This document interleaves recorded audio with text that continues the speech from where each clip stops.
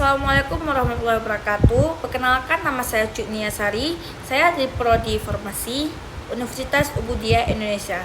Saya akan menjelaskan sintesis protein adalah proses pembentukan protein yang vital buat kehidupan. Proses ini melibatkan 3 tahap utama: replikasi DNA, transkripsi, dan translasi. Berikut adalah penjelasan singkat tentang ketiga tahap tersebut. 1. Replikasi DNA. Replikasi DNA adalah proses pengadaan molekul DNA yang merupakan cetak biru genetik bagi semua makhluk hidup. Proses ini terjadi sebelum pembelahan sel, memastikan bahwa setiap sel anak menerima salinan lengkap DNA dari sel induk.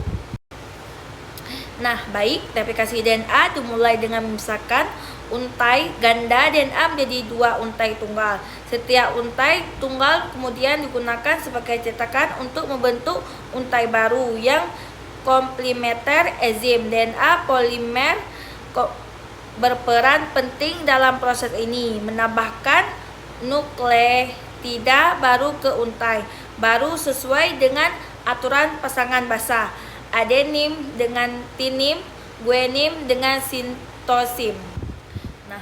Lanjut. Replikasi DNA memastikan bahwa informasi genetik diturunkan dengan tepat dari satu generasi ke generasi berikut. Proses ini juga memungkinkan sel untuk tumbuh dan berkembang. 2. Repliksi. Repliksi adalah proses penyalinan informasi genetik dari DNA ke RNA. RNA adalah molekul yang mirip dengan DNA, tetap hanya memiliki satu untai dan mengandung basa urasid U sebagai pengganti timin T. Lanjut. Replikasi dimulai dengan terkaitnya enzim RNA polimer ke daerah promoter pada DNA. RNA polimer kemudian bergerak sepanjang DNA, membuka untai ganda ke menambahkan nukleot baru ke untai RNA yang sedang tumbuh sesuai dengan aturan pasangan basa, adenin dengan uresin, guanin dengan sitosin. Transkripsi memungkinkan informasi genetik yang terkandung dalam DNA untuk diakses dan digunakan dalam proses sintesis protein. RNA yang hasilnya dalam transkripsi, khususnya RNA, membawa informasi genetik dari DNA ke ribosom tempat protein disintesis. 3. Translasi.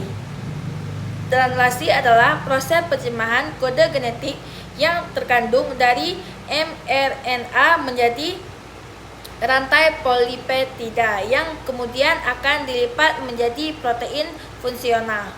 Translasi terjadi dari ribosom yang merupakan organel seluler yang berperan dalam sintesis protein. mRNA menempel pada ribosom dan tRNA membawa asam amino yang sesuai dengan kodon.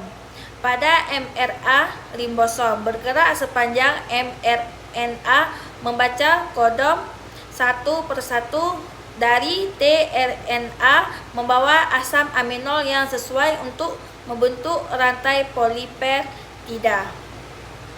Translasi adalah tahap akhir dari sintesis protein di mana informasi genetik yang terkandung dalam DNA diubah menjadi protein fungsional yang menjelaskan sebagai fungsi penting dalam tubuh. Kesimpulan yang bisa kita ambil dari saya jelaskan tadi, sintesis protein adalah proses kompleks yang melibatkan 3 tahap utama: replikasi DNA, transkripsi, dan translasi. Ketiga tahap ini bekerja secara berurutan untuk memastikan bahwa informasi genetik yang terkandung dalam DNA transfer dari terjemahkan menjadi protein fungsional yang menjalankan berbagai fungsi penting dalam tubuh. Proses ini merupakan dasar bagi kehidupan dan memainkan peran penting dalam pertumbuhan, perkembangan, dan fungsi sel. Hanya ini yang bisa saya sampaikan, lebih dan kurang saya mohon maaf. Wabillahi taufiq wal hidayah. Wassalamualaikum warahmatullahi wabarakatuh.